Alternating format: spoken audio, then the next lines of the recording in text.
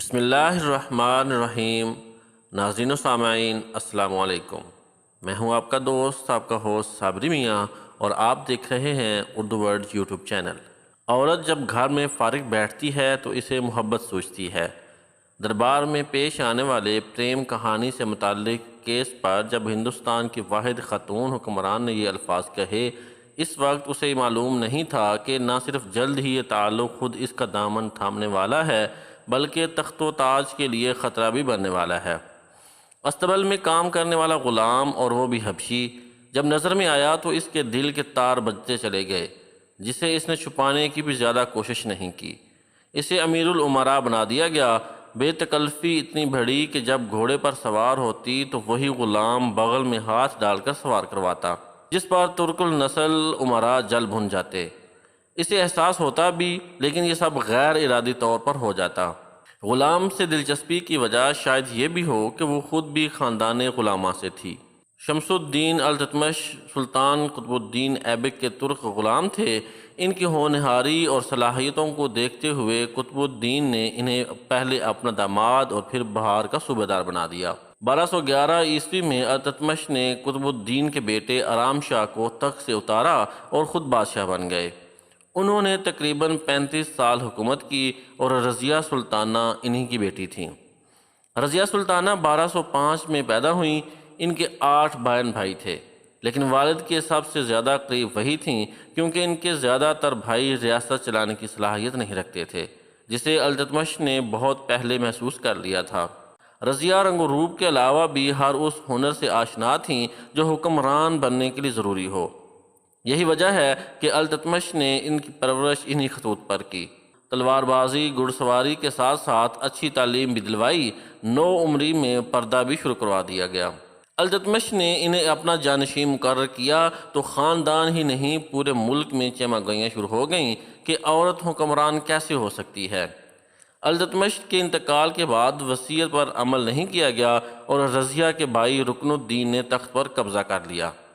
سب کا خیال تھا کہ رضیہ عام خاتون کی طرح رو دھو کر چپ کر جائیں گی، مگر وہ عام نہیں تھیں۔ ان کا بھائی رکن الدین حکمرانی کے لیے انتہائی نااہل ثابت ہوا، جلد ہی نامناسب سرگرمیوں میں گر گیا۔ اس کی والدہ رضیہ کی سوتیلی ماں نے التتمش کی دیگر بیویوں کو قتل کروا دیا جو اعلیٰ خاندانوں سے تعلق رکھتی تھیں، جس پر ان کے رشتہ دار حکومت کے خلاف ہو گئے۔ اس صورتحال کا فائدہ رضیہ کو ہوا، اور وہ لوگوں تک یہ پیغام پہنچانے میں کامیاب رہیں کہ اصل جانشین وہی ہیں۔ ناقص طرز حکمرانی کا یہ سلسلہ صرف 7 ماہ تک چلا اور بغاوت ہو گئی۔ رکن الدین کو تخت چھوڑنا پڑا۔ چاروں طرف مچے اس شور، عورت حکمران کیسے ہو سکتی ہے، کے باوجود رضیہ نے تخت سنبھال لیا۔ پہلے ہی روز وہ بغیر پردہ کے کھلے چہرے کے ساتھ مردوں کا لباس پہنے شان بے نیازی سے دربار میں آئیں تو سب حیران رہ گئے۔ کچھ خسر پھسر ہونا شروع ہوئی ہی تھی کہ ان کی باروب آواز نے سب کو خاموش کر دیا۔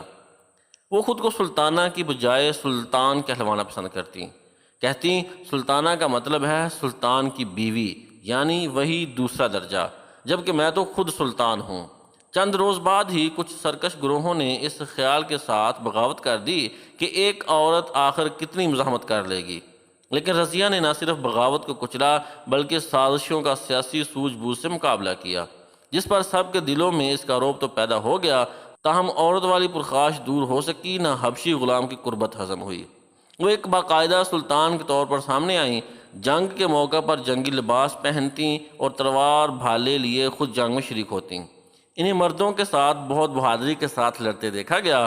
انہوں نے تقریباً 3.5 سال حکومت کی۔ وہ اس وقت جوان، جاذب نظر اور غیر شادی شدہ تھیں۔ ہندوستان ہی نہیں، کئی دلوں پر بھی راج کر رہی تھیں، جن میں بٹھنڈا کا حاکم ملک التونیا بھی شامل تھا اور نکاح کا پیغام بھی بھجوا چکا تھا۔ تاہم رضیہ کی نظر التفات حبشی غلام جمال الدین عرف یاقوت پر تھی۔ جب یہ قصے التونیا تک پہنچے تو اس نے رقابت میں لاہور کے حاکم ملک اعزاز الدین کو ساتھ میں لا کر رضیہ کے خلاف جنگ کا اعلان کر دیا۔ دہلی کے امراء بھی ان کے ساتھ تھے۔ رضیہ کو اطلاع ملی تو وہ جمال الدین یاقوت اور لشکر سمیت روکنے کے لیے نکل پڑیں، لیکن دہلی میں انہی باغیوں نے انہیں گھیر لیا جو عورت کی حکمرانی اور غلام سے تعلق کے خلاف تھے۔ ابھی مارکا جاری ہی تھا کہ ملک التونیا کا لشکر بھی پہنچ گیا۔ شدید لڑائی ہوئی۔ رضیہ کے لیے وہ بڑا جان کن لمحہ تھا جب آنکھوں کے سامنے جمال الدین یاقوت کو مرتے دیکھا۔ رضیہ کو قید کر لیا گیا۔ باغیوں نے ان کے بھائی معز الدین کو بادشاہ بنا دیا۔ امکان یہی تھا کہ رضیہ کو قتل کر دیا جائے گا، تاہم التونیا نے پیشکش کی کہ اگر وہ اس سے شادی کر لیں تو وہ جان بخشی کروا سکتا ہے۔ رضیہ نے کچھ لمحے سوچنے کے بعد ہاں کر دی۔ کہا جاتا ہے کہ رضیہ نے التونیا سے شادی صرف اس لیے کی تھی کہ وہ زندہ رہیں اور پھر سے اپنا تخت حاصل کر سکیں۔ کچھ ہی عرصہ میں انہوں نے التونیا کو اس بات پر قائل کر لیا کہ دہلی کے تخت کی اصل حقدار وہی ہیں، اس لیے ایک بھرپور حملہ کرنا چاہیے۔ التونیا چونکہ انہیں بہت پسند کرتا تھا اس لیے مان گیا۔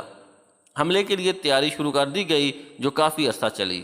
کھچڑوں، جاٹوں اور ارد گرد کے زمینداروں کی حمایت حاصل کی گئی، لشکر تیار کیے گئے اور پھر ایک روز حملے کے لیے روانگی ہوئی جس کی قیادت التونیا اور رضیہ کر رہے تھے۔ معز الدین کے بہنوئی اعزاز الدین بلبن لشکر سمیت مقابلے کے لیے آیا۔ شدید لڑائی ہوئی لیکن رضیہ اور التونیا کو شکست ہوئی اور فرار ہو کر واپس بٹھنڈا جانا پڑا۔ کچھ عرصہ بعد پھر منتشر فوج کو جمع کر کے ایک بار پھر دہلی پر حملہ کیا۔ نتیجہ اب کے بھی مختلف نہ تھا۔ رضیہ اور التونیا کو ایک بار پھر فرار ہونا پڑا۔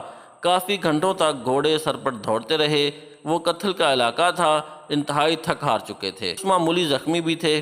ایک درخت کے نیچے گھوڑے روکے، وہیں سستانے کے لیے بیٹھے۔ بھوک سے برا حال ہو رہا تھا۔